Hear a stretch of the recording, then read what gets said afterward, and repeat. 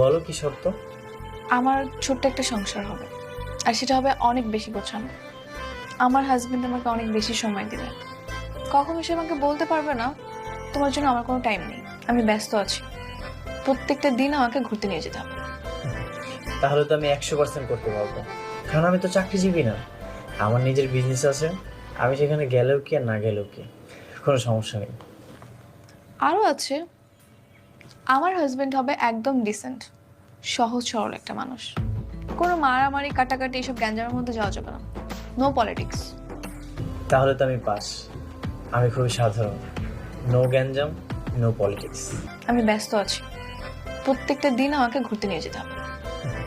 তাহলে তো আমি 100% করতে পারবো, কারণ আমি তো চাকরিজীবী না। আমার নিজের বিজনেস আছে। আমি সেখানে গেলেও কি আর না গেলেও কি, কোনো সমস্যা নেই। আরও আছে, আমার হাজবেন্ড